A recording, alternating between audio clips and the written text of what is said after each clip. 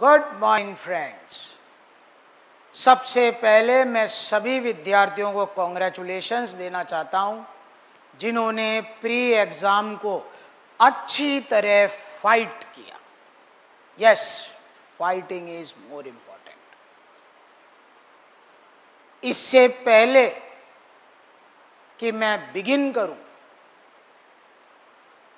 आप लोगों ने देखा होगा जो प्रिडिक्शंस दी गई थी वो यथावत सच हुई, और इस वीडियो को आप आत्मसात करना है। इसीलिए मैं 2 मिनट जो मैंने पुराने शॉर्ट्स दिए थे उसको एक बार रिकैप कराता हूं आपसे। 3 things which are must every student should do. Now only few days are remaining. अब इतना टाइम नहीं है कि हम 500 चीजें पढ़ें, तो फोकस ऑन बैरेक्ट। बैरेक्ट में 2 तरीके के प्रोविजंस हैं, एक जिसमें नॉर्मल सेक्शन वाइज रीडिंग पर्याप्त है, दूसरा क्लॉज वाइज होगा। Identify 2 sections. Second, language matters matters matters. और तीसरा, आप क्वेश्चन पेपर जब सॉल्व करें एमसीक्यूज तो ऐसे क्वेश्चंस को भी करें। Yes, you should do 5 to 10 question जो बड़े हों। Statement A, statement B, A और B both are correct, which are not correct. Don't go only on easy questions. Judiciary paper will be mix questions, बड़े question, छोटे question, section wise. Okay sir.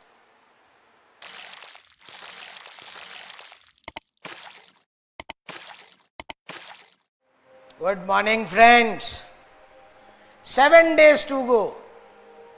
Preach nothing means in 100 days. ये video इसलिए है कि मैं आपको prepare कर सकूं कि प्री तो सिर्फ हैबिट फॉर्मेशन है। प्री के बाद 5-10 दिन रेस्ट कर लीजिएगा, उसके बाद 100 दिन, 100 दिन जीवन के you have to work very hard. Judgment writing, thought processes of essay, Hindi and English languages, test series. Yes, you have to work. Pre तो सिर्फ एक ट्रेलर है। Actual war is in mains. जैसा मैं क्लास में बोलता हूं, एक किला है जिसमें 2 दीवारें हैं, एक छोटी दीवार, एक बड़ी दीवार। तो हमको उस बड़ी दीवार को भेद कर सक्सेसफुल होना है। Remember that. Thank you.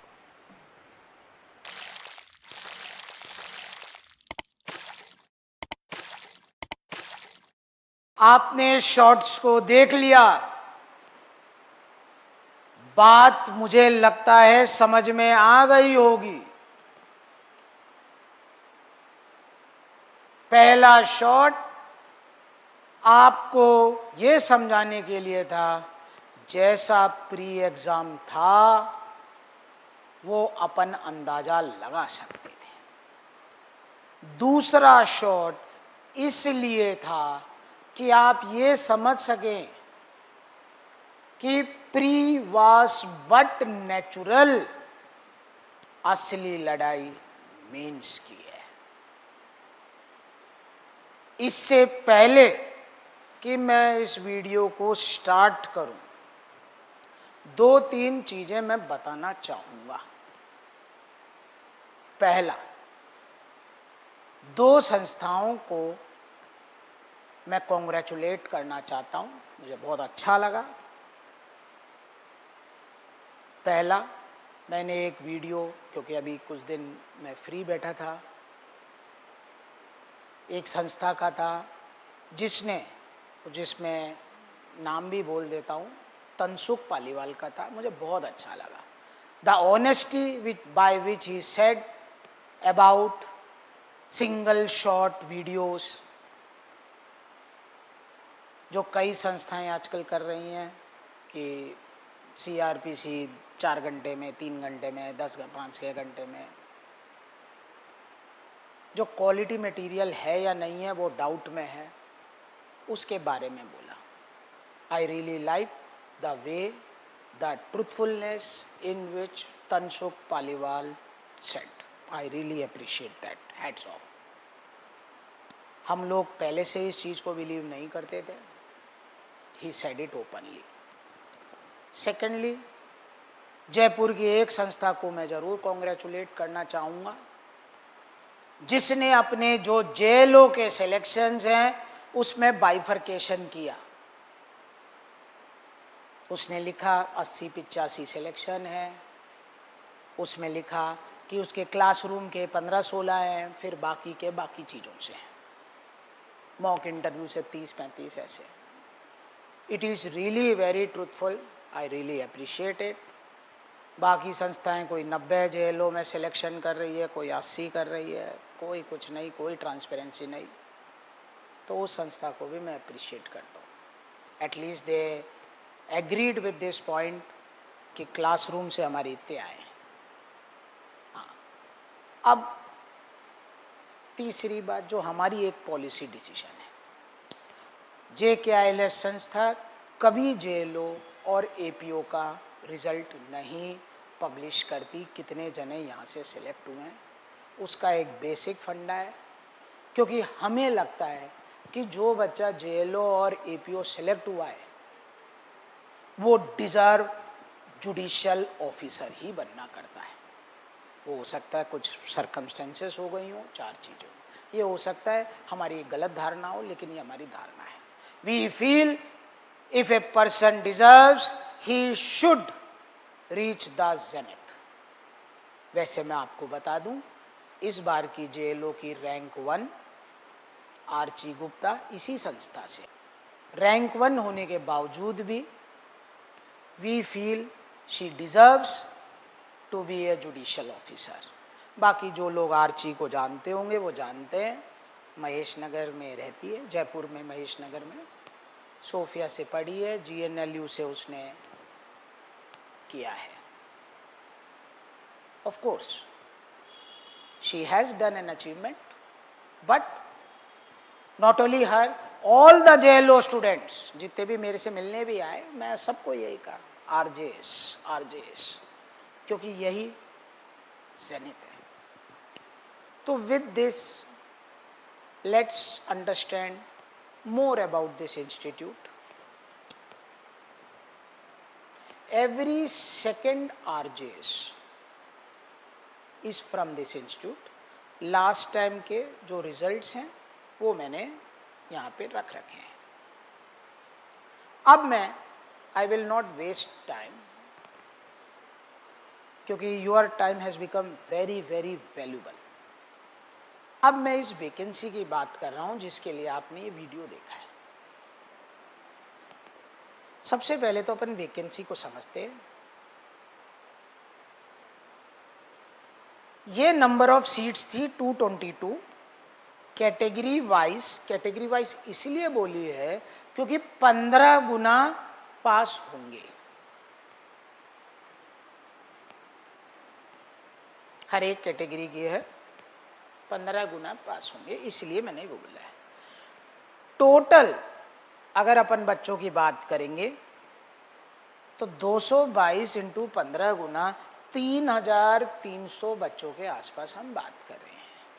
Who will clear the pre examination.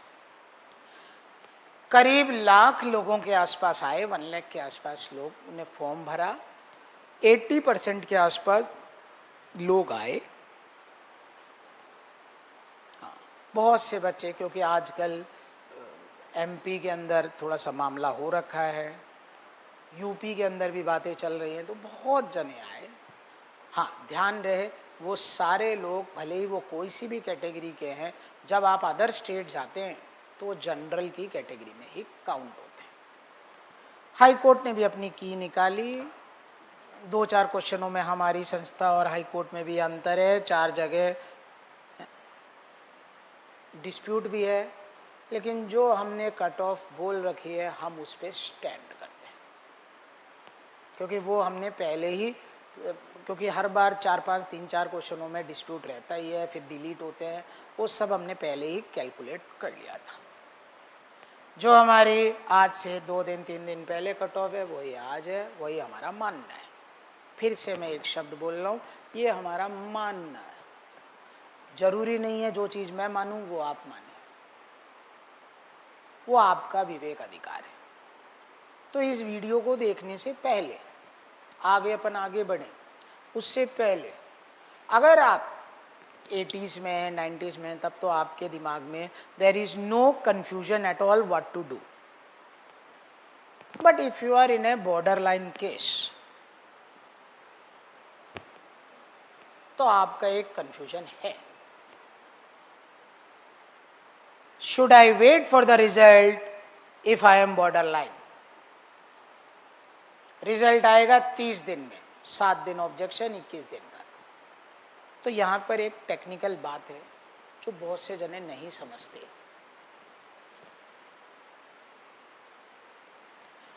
वो टेक्निकल बात यह है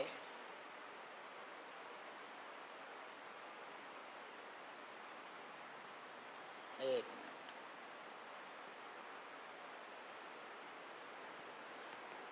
कि आज से मोटा मोटी आपके पास 100 दिन है।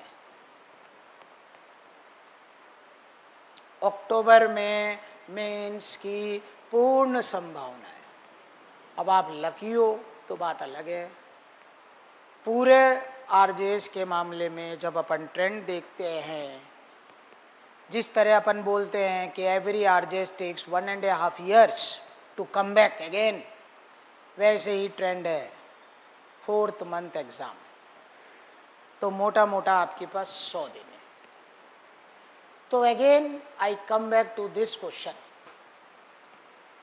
अगेन आपका अधिकार है, पूर्ण अधिकार है, क्या करना है क्या नहीं करना है वो सब you have to decide. Decisions are always decisions.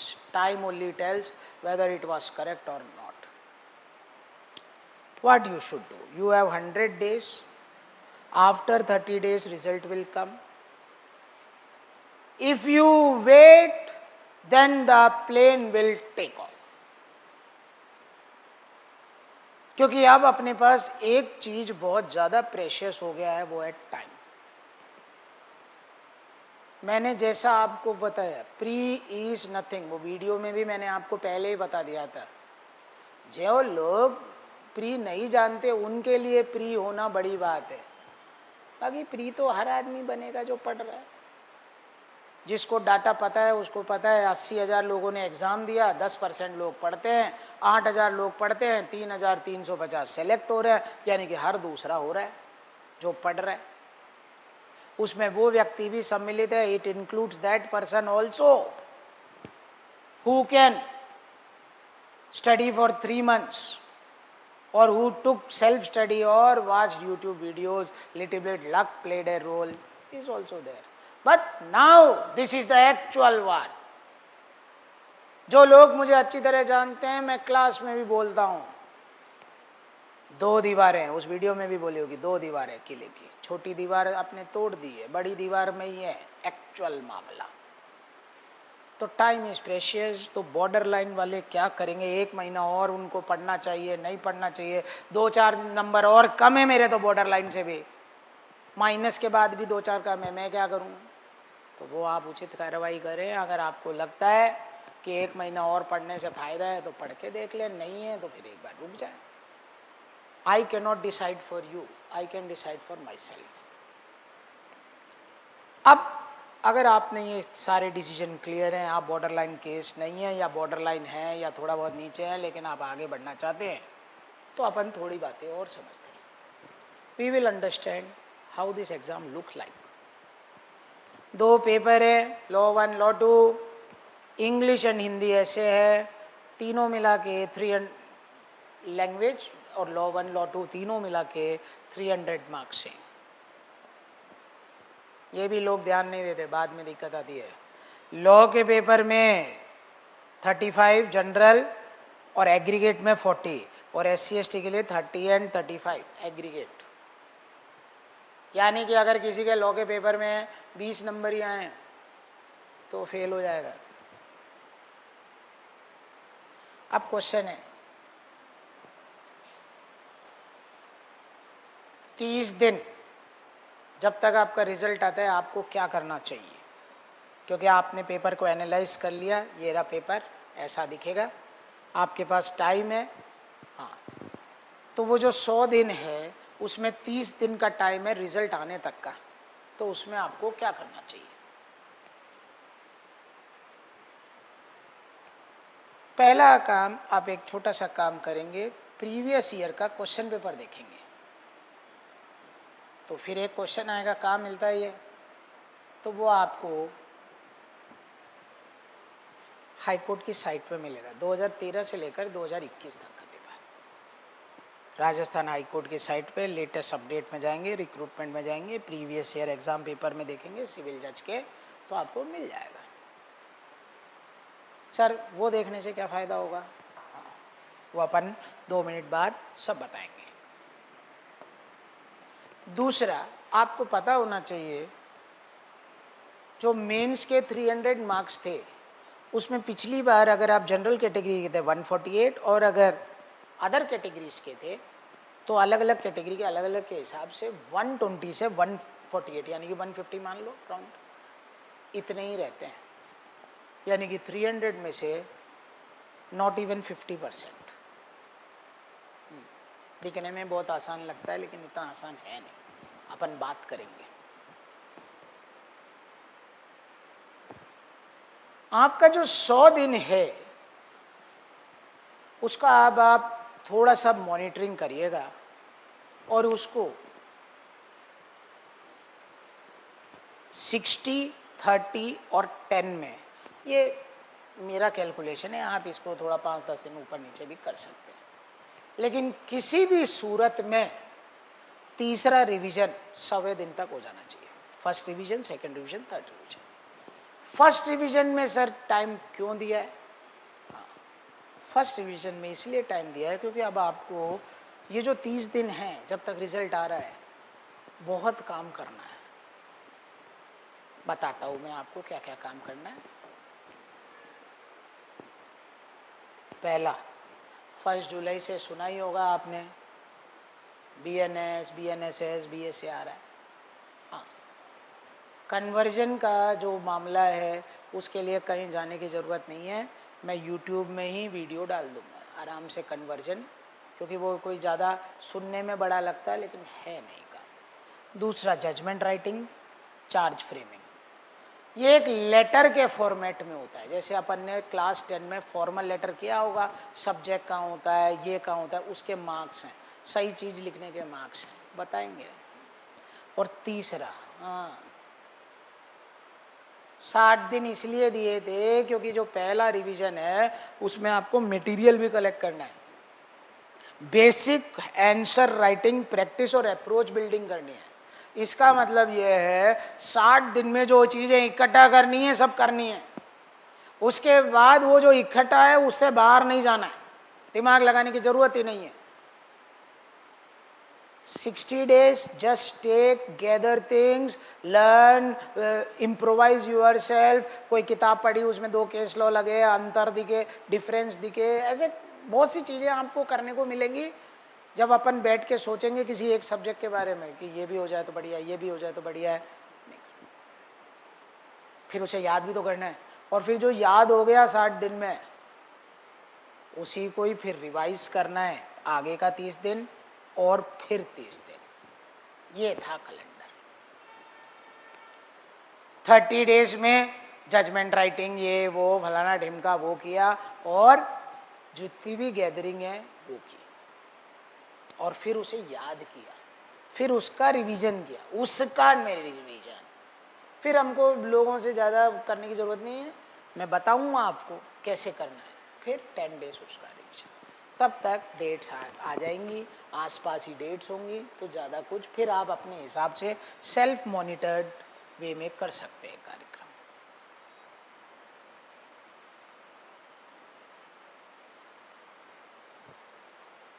यह है सक्सेस का फॉर्मूला आपके मेंस का।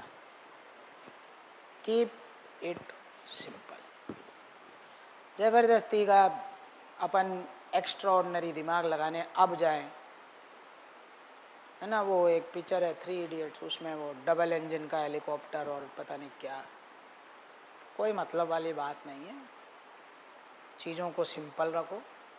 सिंपल का मतलब मैं ये नहीं कह रहा लर्न मत करो, लर्न करो, लेकिन extra ordinary over thinking, over application of mind is not required. अब मैं आपको बता रहा हूँ गोल्डन रूल एग्जाम का। हाँ, इस चीज का विशेष ध्यान रखना है आपको। हिंदी में लिखा है जिससे कि किसी को दिक्कत नहीं हो। Nobody should get confused. Paper छूटना नहीं चाहिए। एक आदमी जो अच्छा विद्यार्थी है वो 1 नंबर का भी पेपर नहीं छोड़ेगा, यानी कि टाइम प्रॉब्लम नहीं होगी। आपने अगर मेरी वीडियो को, मैंने शॉर्ट में भी डाला है, मैंने वहाँ पे बोला था मिक्स तरीके के क्वेश्चंस को करिए, बड़े को भी करिए, न्यूमेरिकल्स को भी करिए। कई लोगों का प्री में पेपर छूटा है, और छूटा नहीं है तो उन्होंने इंग्लिश और हिंदी में जो बहुत आसान आसान 4 चीज़ें थी उसको जल्दीबाजी में किया है। हो सकता है भगवान ने आपको मौका दे दिया हो प्री पास करके। Don't repeat this mistake, because now it is not mistake, now it is blunder. याद है प्री के एग्जाम में गोल्डन रूल बोला था, जिसका बैरेक्ट उसका आरजेएस बोला था। अब है ना 3 वो शॉर्ट्स भी अभी जो है उसमें भी देख लेना, और बोलता ही रहता हूँ। ये इसका गोल्डन रूल है। Practice practice practice, speed speed speed. इसका मतलब दिमाग भी स्पीड में सोच रहा है, हाथ भी स्पीड में लिख रहा है। जिन लोगों को लिखने की प्रैक्टिस नहीं होती उनके हाथ दर्द करते हैं।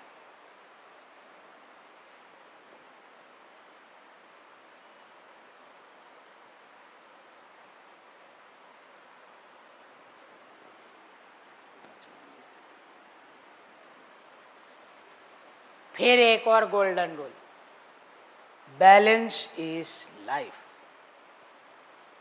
Don't overdo. बहुत से जने जब प्रेशर में आते हैं वो सोचते ही रहते हैं, सोचना सोचना सोचना, नींद भी प्रॉपर नहीं। वो आप में से कई लोगों ने हो सकता है प्री में फेस किया हो, लेकिन कोई बात नहीं है, it is okay, there is nothing to worry. Balance is life का मतलब है आप पढ़ाई करिए, ओवर थिंकिंग मत करिए। फिर दूसरी बात, बैलेंस का मतलब देखो, बैलेंस के कई मतलब बता रहा हूं। दूसरी बात, बैलेंस का मतलब ये है कि आप हिंदी को भी टाइम दीजिए, इंग्लिश को भी टाइम दीजिए, सिविल लॉ को भी टाइम दीजिए, जजमेंट राइटिंग को भी टाइम दीजिए, और नॉर्मल डायरेक्ट और उन सबको भी टाइम दीजिए। जब आप इन सबको यूं यूं यूं टाइम देंगे तो आप समझ जाएंगे बैलेंस का मतलब क्या बोलना चाहता। और दूसरा, डोंट ओवरडू। देखो इसमें कोई, मैं बिल्कुल क्लैरिटी पे बात करने वाला व्यक्ति हूँ, इसमें कोई बुराई नहीं है कि आप 2 जगह से मेंस की तैयारी करो, 2 जगह से टेस्ट सीरीज करो, जयपुर से करो, दिल्ली से करो, ऑनलाइन करो, ये करो वो करो, उसमें कोई दिक्कत नहीं है। लेकिन भैया कहीं ऐसा ही नहीं हो जाए अपन करते ही रह जाए। हर चीज का एक पर्पस है, उस पर्पस से ऊपर अगर कोई चीज चली जाएगी तो वो ओवरडू हो जाएगी। इसमें कोई बुराई नहीं है। हाँ, 4 लोग, 4 संस्था वाले ऐसे भी हो सकता है सोचते हो या बोलते हो, ओ मेरा बच्चा उसने छाप दिया, इसने छाप दिया। अरे मैं सारे बच्चों को, मैं बहुत ओपन माइंडेड कोचिंग वाला आदमी हूँ, ठीक है।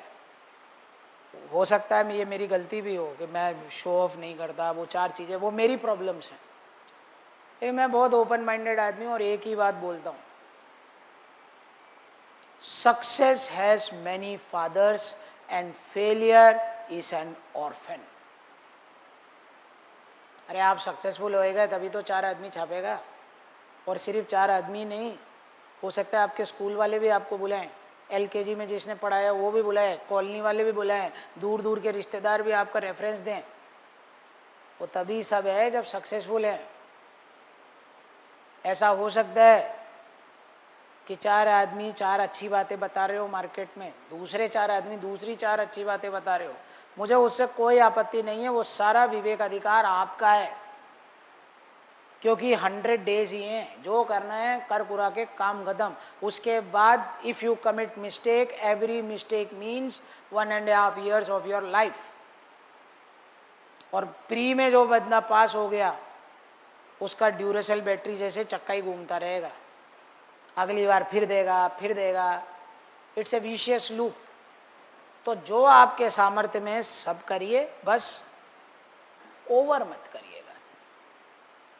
हाँ, कोई दिक्कत नहीं है, सब लोग, सब प्रोडक्ट्स बहुत अच्छे हैं, सारे टीचर्स अच्छे हैं, उसमें कहीं कोई बुराई नहीं है, सब टीचर्स अच्छे हैं। आपकी फ्रीक्वेंसी जितनी है, आपकी क्षमता, कैपेसिटी टू टेक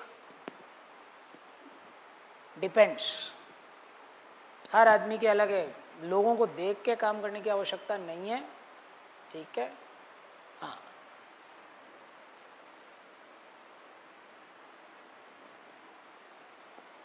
अब मैं आपको फिर से दिखाना चाह रहा हूँ पेपर को, हो सकता है इस डायमेंशन में आपने देखा ही नहीं हो, मैं आपके विजन को चेंज कर रहा हूँ।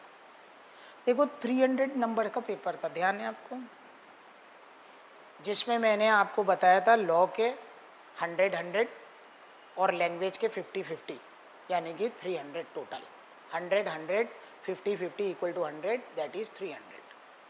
अब मैं आपको ये दिखाना चाह रहा हूँ कि 140 और 160 का एक डिफ्रेंशिएशन है। 140 जो है वह आपके beauty of mind and writing skills को डिपेंड करती है। 140 मार्क्स, हाँ, इसमें 100 नंबर तो हो गए दोनों ऐसे के, हिंदी और इंग्लिश। मैं आपको स्ट्रेटजीज भी अभी बताऊंगा 2 मिनट बाद कि कैसे करना चाहिए, अप्रोच कैसे करना चाहिए। 100 मार्क्स तो वो 50-50 मार्क्स वो हो गए। फिर सर ये 40 किसके हैं? जो लॉ का पेपर है ना वो ऐसा दिखता है, 60 + 20 + 20। 60 क्वेश्चन डायरेक्ट और इधर उधर थोड़ा बहुत भी विजडम होगा तो करेंगे। 20 मार्क्स न्यूमेरिकल पेपर होएगा, उसके लिए दिमाग थोड़ा सा और खुला होना चाहिए, और बाकी के 20 मार्क जजमेंट राइटिंग के हर एक पेपर में।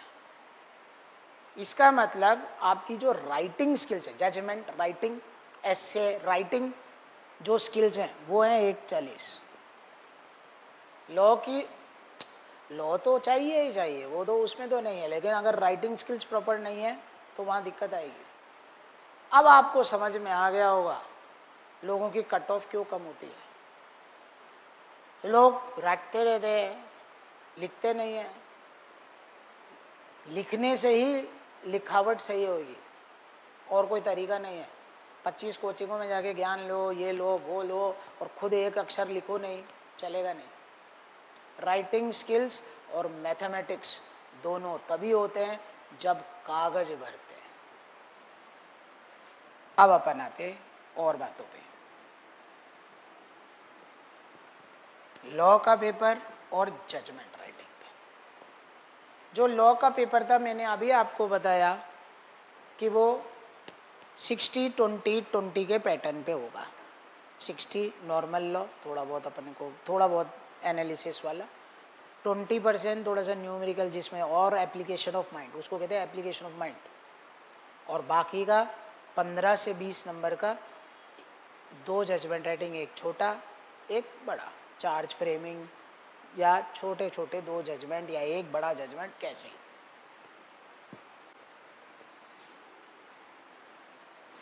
लॉ का पेपर है ना, उसमें आपको जो नॉर्मल डायरेक्ट है वो तो पढ़ना ही पढ़ना चाहिए, साथ में न्यूमेरिकल क्वेश्चंस भी पढ़ने चाहिए। ज़रूरी नहीं है आप किसी की टेस्ट सीरीज लो, आप मार्केट में जाओ, कई न्यूमेरिकल किताबें आती हैं, ओल्ड क्वेश्चन पेपर्स आते हैं, कई ऑथर्स की आती है, आप उससे भी खरीद के थोड़ा बहुत एप्लीकेशन ऑफ माइंड चलाते जाओ।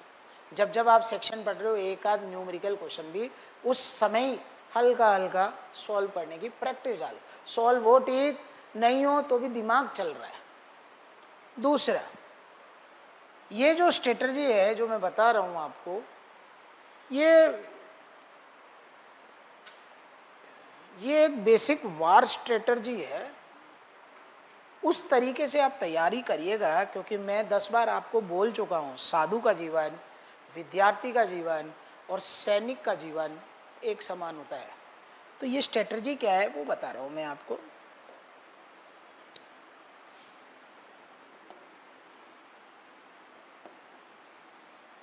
ये आपको दिख रहा होगा, ये लाइन, फिर यूं गया, फिर ये गया, ये गया, ये गया, दिख रहा होगा, ऐसा है। हाँ, क्या होता है जब कभी भी, you have to understand one thing, you are the captain in your life.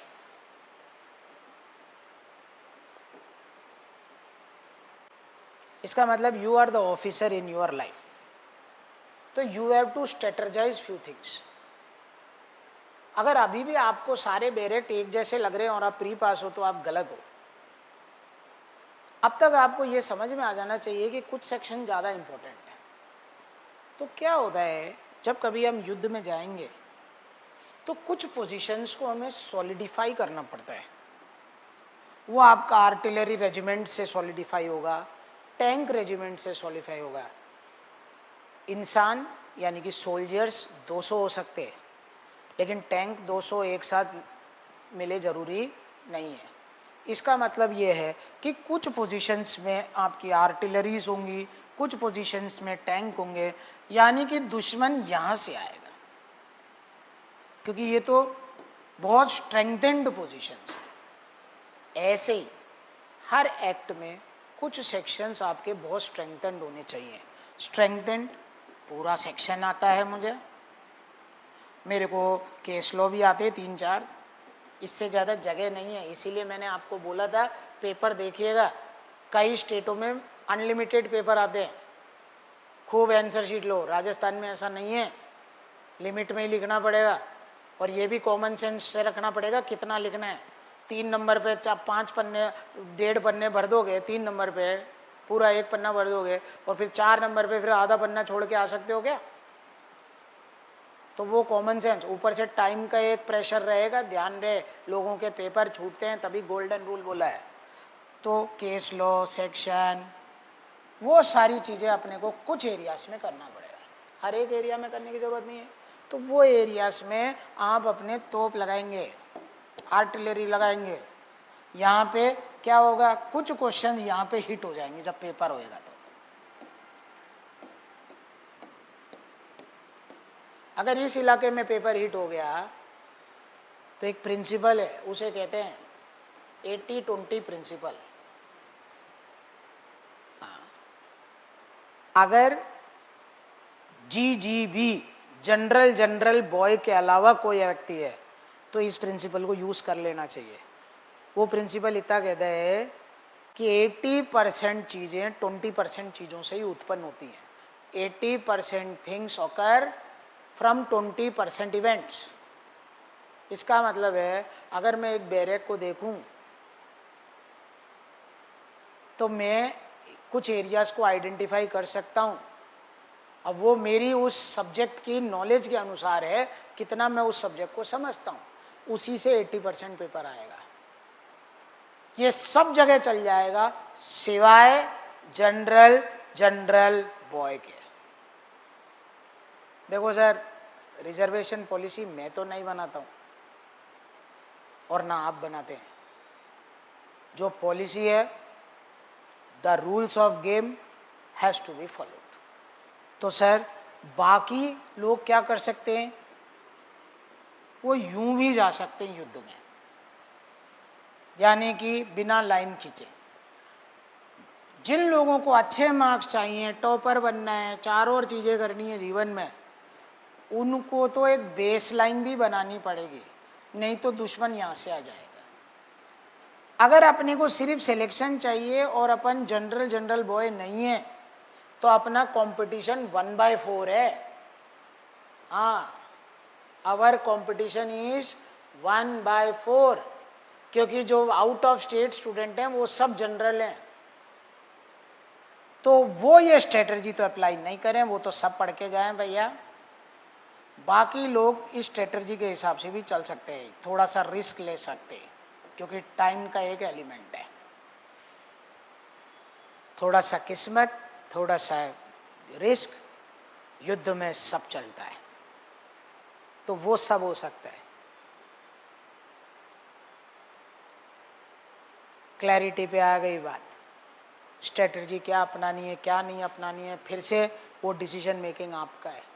मुझे नहीं पता है आपकी क्या स्ट्रेटजीज हैं, लेकिन 80-20 प्रिंसिपल को भी आप यूज़ कर सकते हैं, और जनरल बॉय को 80-20 तो करना ही करना पड़ेगा, साथ में एक्स्ट्रा भी करना पड़ेगा, ठीक है। हाँ, फिर आते हैं अपन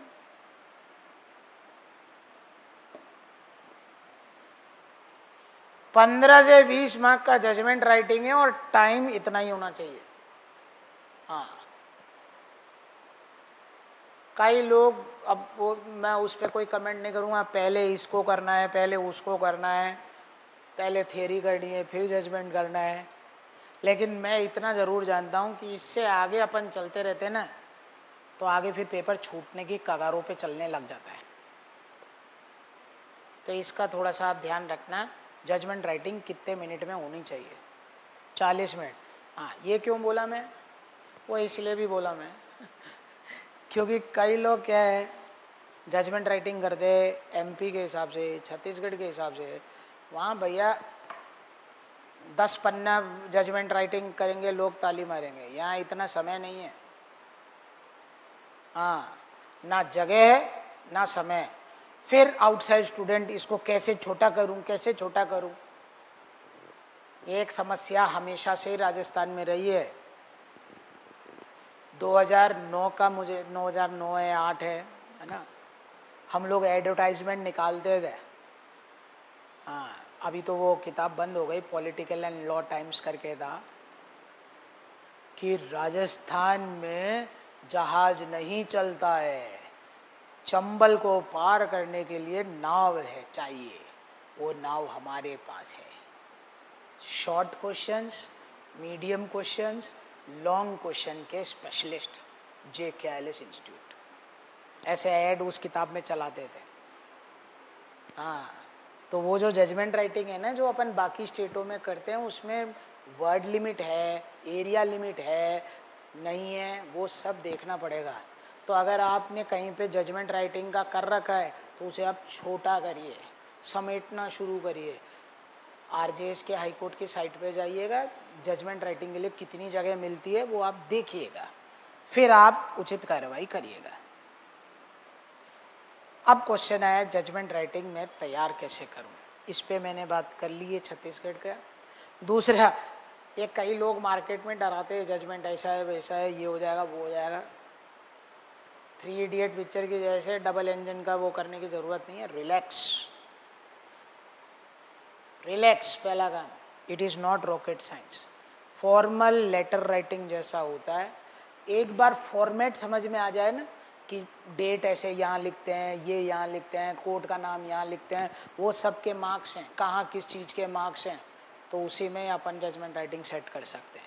दूसरा, आपको करना क्या चाहिए, रेगुलर, मैं ये नहीं कह रहा डेली, रेगुलर हाई कोर्ट की जो साइट है उसमें जो मजिस्ट्रेट्स हैं वो जजमेंट राइटिंग को अपलोड करते रहते हैं, तो वो साइट में जाके रोज़ एक जजमेंट, जब फ्री हो तो एक जजमेंट यूँ देखते रहना चाहिए, और उसके वो पैराग्राफ फॉर्मेशन कैसे हुई है उसको देखना चाहिए, क्वालिटी जजमेंट्स को देख के। यानी कि एक डेली का काम होना चाहिए ये रीडिंग, डेली नहीं तो 2-4 दिन में एक बार, जिससे कि टच में आ जाए। एक बार सीख लिया फॉर्मेट, 2-4 बना लिए, 5-6 बना लिए, फिर रेगुलर प्रैक्टिस होती रहे, काम खत्म होता रहे। क्वेश्चन ऑफ जजमेंट राइटिंग, जब अगर आपको ऐसा नहीं पढ़ना है तो मार्केट में क्वेश्चन पेपर्स हैं प्रीवियस ईयर के, उसमें क्वेश्चन ऑफ जजमेंट राइटिंग देखें, क्वेश्चन को कॉम्प्रिहेंड करें, एसिमुलेट करें, प्रॉब्लम को देखें, कौन सा सेक्शन लगा, कौन सा कोड का नाम, ये सब बहुत इंपॉर्टेंट है। और ये फॉर्मल लेटर राइटिंग जैसा होता है, 10-15 दिन का कार्यक्रम है। हाँ, बस एक चीज़ का ध्यान रखिएगा, अगर जजमेंट के अंदर सेक्शन गलत लिख दिया ना, तो it will have a drastic impact.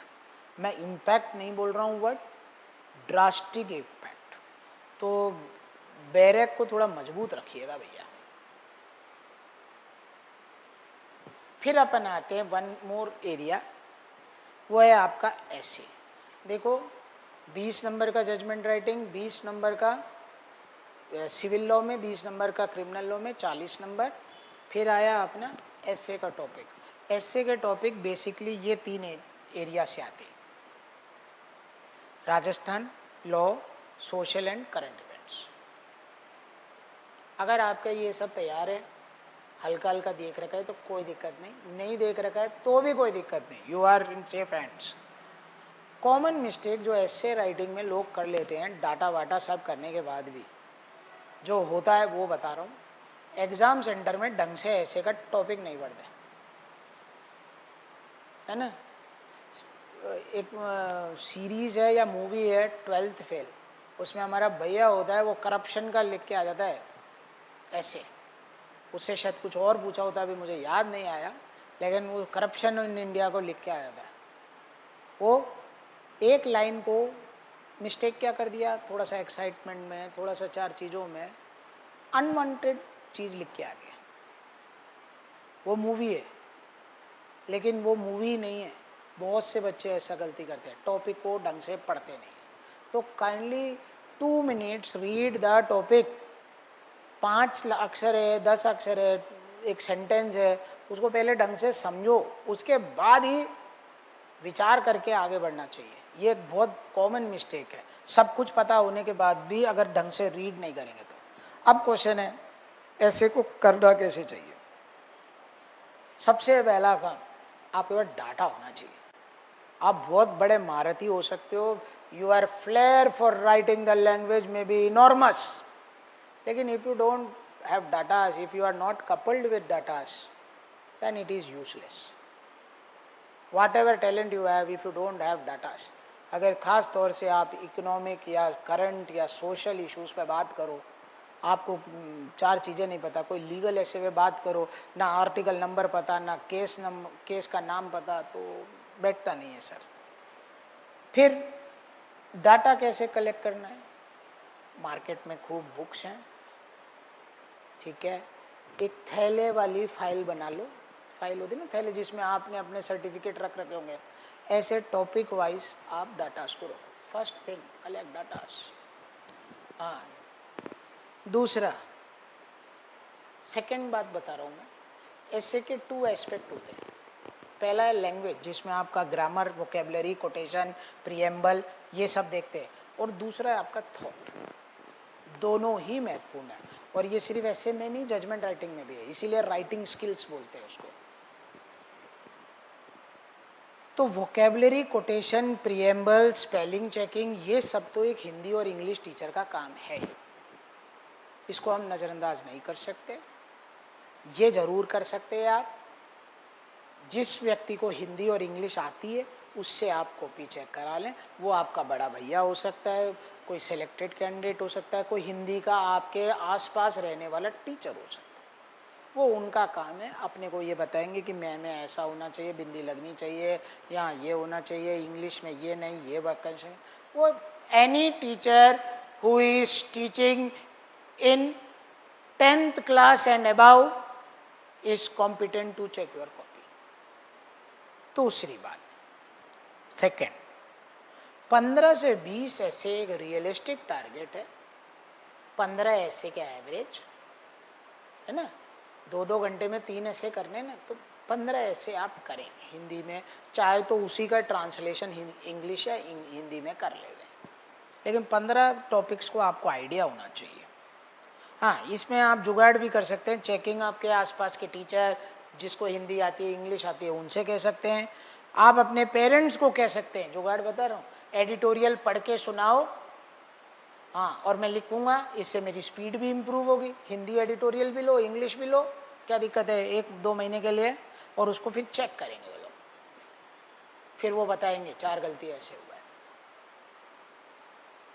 Parents can also contribute, friends can also contribute, everyone can contribute in your success.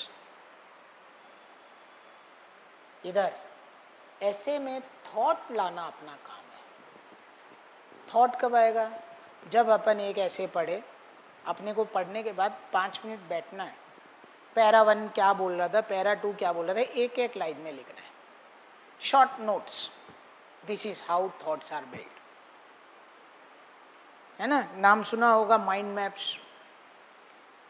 आप माइंड मैप्स बनाए ऐसे पढ़ने के बाद, आधा घंटा पढ़ रहे हैं, ये ऐसे का टॉपिक था, पैरा 1 इससे संबंधित था, पैरा 2 में 4 बातें थी, पैरा 3 में ऐसे, ये बन गया एक पन्ने का आपका एक छोटा ऐसे।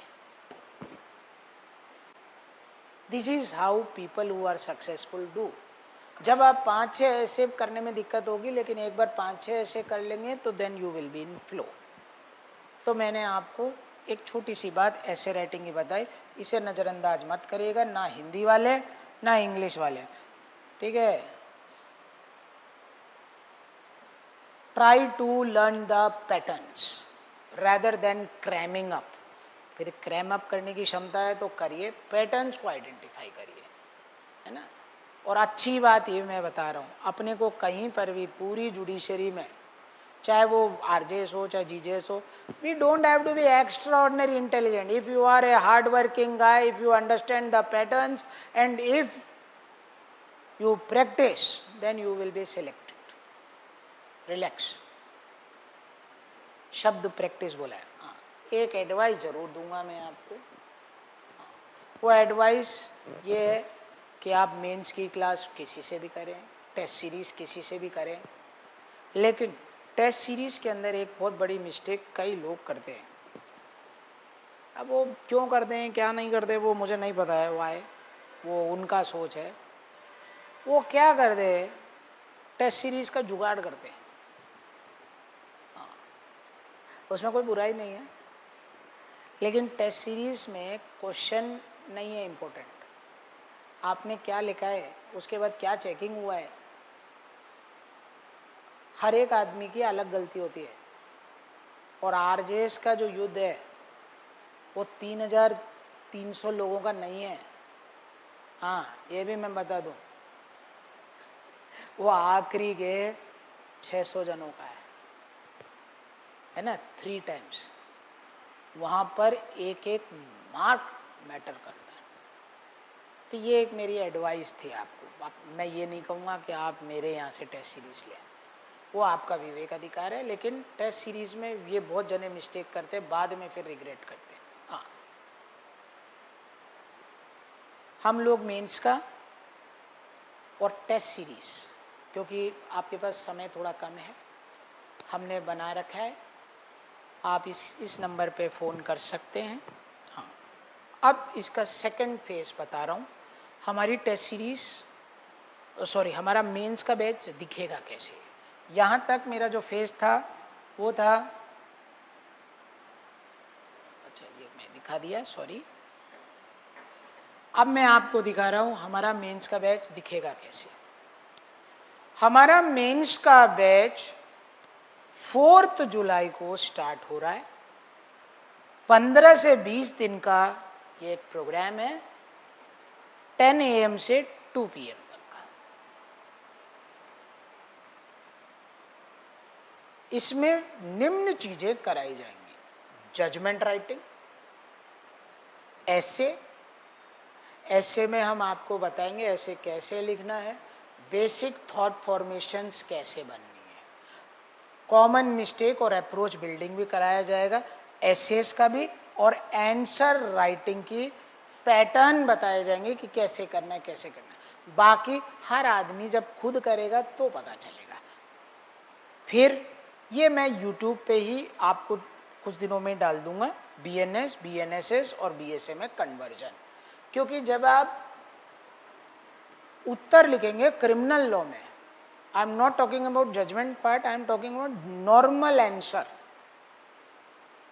तो आप प्रेजेंट टेंस का लॉ लिखेंगे और ब्रैकेट में लिखेंगे प्रीवियसली इन IPC दिस। जो आदमी ऐसा लिखेगा उसके 2 मार्क्स ज़्यादा ही आएंगे, क्योंकि जितने भी लोग आपकी कॉपी चेक करने वाले होंगे उनको IPC का सेक्शन याद है, उनको BNS देखने में टाइम लगेगा। तो वो एक लोड होता है mentally, and make people comfortable so that you are also comfortable in future. जो लोग इस चीज के लिए इंटरेस्टेड हों, टाइम मैंने बता दिया था, 4 जुलाई 10 AM से 2 PM। क्या होगा ये मैंने बता दिया। 15 से 20 दिन का कोर्स है। जो स्टूडेंट्स इस प्रोग्राम में इंटरेस्टेड हों वो अगर ऑफलाइन करेंगे तो ये है, ऑनलाइन करेंगे तो ये फीस है, और ये लाइव फ्रॉम क्लास है। मेरी ओर से ऑनलाइन और ऑफलाइन में मैंने कोई अंतर नहीं कर रखा, लेकिन हर तरह का विद्यार्थी होता है, एक एक्सट्रोवर्ट होता है, एक इंट्रोवर्ट होता है। जैसी आपकी पर्सनैलिटी है आप उस हिसाब से करें।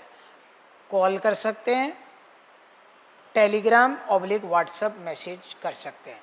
हम लोग टेलीग्राम को ही यूज़ करते हैं क्योंकि उसमें दूसरों के फ़ोन नंबर्स को ओपन नहीं होते बाकी लोगों को। बाकी आपकी मर्जी है। जो JKILS के विद्यार्थी हैं, हाँ, उनका अलग मामला है।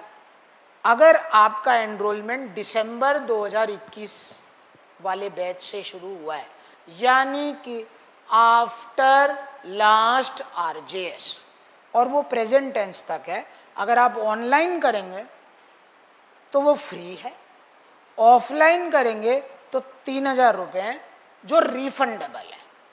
पहले आप जमा कराएंगे 3000, और जिस दिन आपका सिलेक्शन होगा, मैं फिर से बोल रहा हूँ क्योंकि क्या है, अगर ऐसे ही कर देंगे तो सब लोग आ जाएंगे, नॉन जेन्युइन पीपल आ जाएंगे, तो वो रिफंडेबल है। और रिफंड कब होगा? ऑन आप अपना मार्कशीट ले आइएगा, प्री का रोल नंबर देख लेंगे, वेरीफाई कर देंगे। हमारे जो अकाउंट्स डिपार्टमेंट में अशोक जी हैं वो सीधा यही कर देंगे और हैंड टू हैंड आपको पेमेंट आपको वापस कर देंगे। ये इसलिए किया है, I don't want unnecessary people. जिनका सिलेक्शन नहीं हुआ, 50 नंबर आ रहे हैं वो भी भाई आ जाओ, 40 आ रहे हैं वो भी आ जाओ। नो यार, जब आपका जेन्युइनिटी का मामला होगा तो आप आ जाना। हाँ ठीक है, तो वो रिफंडेबल तभी है, एक बार तो पेमेंट देना पड़ेगा ऑफलाइन में। ऑनलाइन में बैठो देखो कोई दिक्कत नहीं है। हाँ, बाकी के स्टूडेंट जो 2021 दिसंबर से पहले के हैं, चाहे वो टेस्ट सीरीज के हों, चाहे वो किसी भी तरीके के हों, combo batch, pre booster, 2018, 2015, 2016, what ever it is, अगर आप ऑनलाइन करेंगे तो 2500 रुपया, ऑफलाइन करेंगे तो 5000 रुपया। Normal student 8000 and 4000 respectively. JKILS student, previous student before 2021 December 2000 fees payable, बाकी सबकी फ्री है। बट जेन्युइनिटी को चेक करने के लिए 3000 एक बार डिपॉजिट करना पड़ेगा और वो रिफंड हो जाएगा सिलेक्शन पे। और दूसरा, ऑनलाइन आपका टोटल फ्री है। जो लोग इस पे इंटरेस्टेड हैं, जो JKILS के विद्यार्थी हैं, उनका नंबर अशोक जी वाला नंबर है ना, थोड़ा सा अलग है, ये एक ऑफिस नंबर है। वो कॉन्टैक्ट पर्सन उनके अशोक जी हैं, वो 24 घंटे में आपको ग्रुप में ज्वाइन कर देते हैं। अगर नहीं करते हैं तो इस नंबर पे आप अपना टेलीग्राम फॉर्म भेज दीजिएगा वेरिफिकेशन के बाद कि आप कौन से बैच के हैं। उसके वेरिफिकेशन के बाद आपको ग्रुप में ज्वाइन कर दिया जाएगा।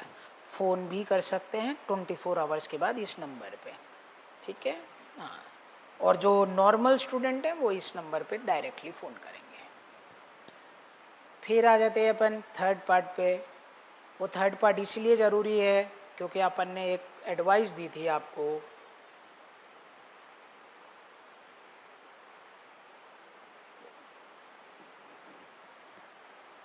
यही मूल मंत्र है। जैसे प्री का मूल मंत्र था बैरेक्ट इक्वल टू प्री, ये इसका यही। तो इसको करने के लिए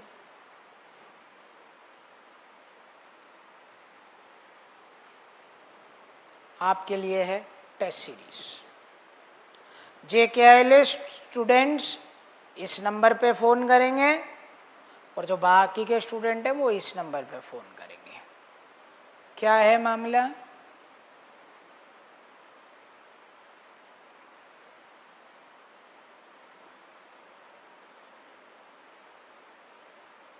आपका टेस्ट पेपर के साथ एक रिपोर्ट कार्ड दिया जाएगा। ये रिपोर्ट कार्ड ऐसा होगा, हर एक क्वेश्चन को एनालाइज किया जाएगा, ओवरऑल परफॉर्मेंस भी लिखी जाएगी। फिर मैं बात कर रहा हूँ, ये फीस है टेस्ट सीरीज की। ये जो प्लान ओमेगा है ना, कोड एज इसमें लिखा हुआ है, इसमें 24 पेपर है। जितने भी JKILS के क्लासरूम स्टूडेंट्स हैं दिसंबर 2021 से लेकर 2024 तक, उनके लिए फ्री है। ऑनलाइन भी कर सकते हो टेस्ट पेपर, ऑफलाइन भी कर सकते हो, हमारे पास सिस्टम पूरा अवेलेबल है। हाँ, जितने भी हमारे टेस्ट पेपर के पुराने विद्यार्थी हैं, plan A, B, C, D, E, है ना, उन सबको एडिशनल 9 पेपर भी दिए जाएंगे विद आंसर की और वो सारी चीजें जो हमारा फॉर्मूला है।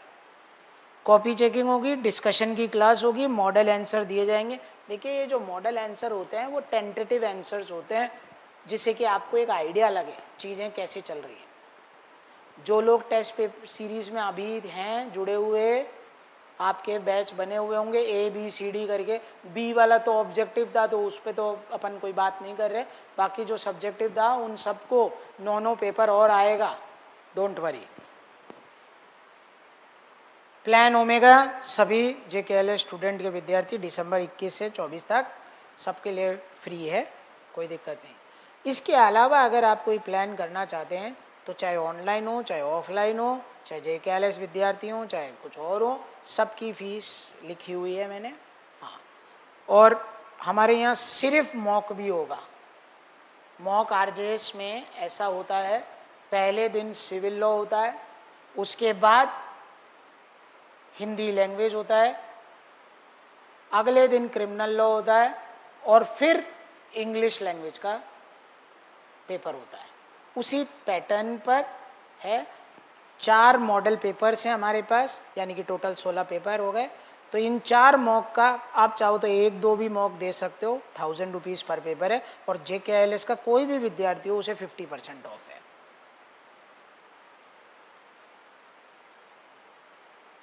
ओमेगा दिखता कैसा है, कौन से सब्जेक्ट के क्या क्या क्वेश्चन है। फिर कई बच्चों की एक समस्या रहती है, सर आप ही हमें एक कैलेंडर बना के दे दो। ले लो सर।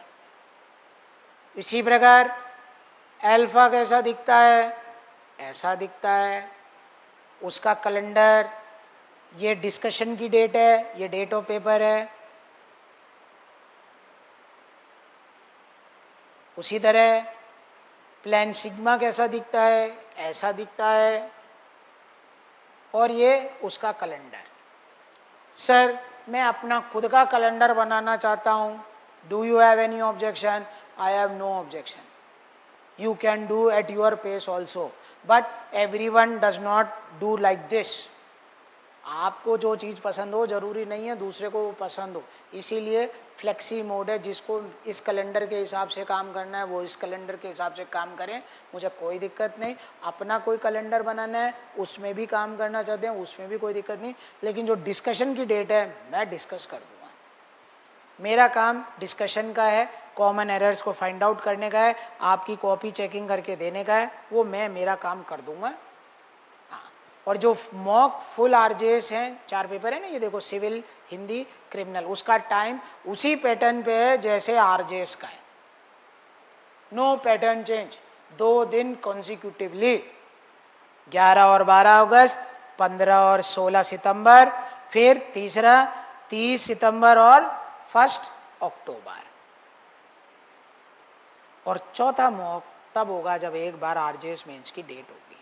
जो आपका ऐसे का टॉपिक है ना भैया हिंदी और इंग्लिश में, उसमें RJS के अंदर भी 3 ऐसे आते हैं, you have to do it in 2 hours. तो 2 का ऑप्शन होता है, यानी कि 6 ऐसे में से 3 ऐसे करने होते हैं। तो वो 3 ऐसे इन टॉपिक्स के होंगे।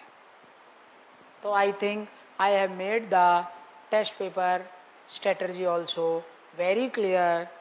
आपको क्या करना है क्या नहीं करना है वो डिस्क्रिप्शन आपका है। यू हैव 100 days, ये फीस है। This brings us to the concluding note. Always remember, time is precious from now onwards. You have 100 days and in a wink of eye those 100 days shall come to an end. इसीलिए prepare yourself. You want to do test paper, you want to practice yourself, do whatever you want to do, but make a decision, and all decisions are correct. With this concluding note, thanks a lot. I know it was not visible, I have done it little bit fast. You can telegram me on this number which is provided. You can contact the institute at the given number. Thank you. Thanks a lot. Have a nice day.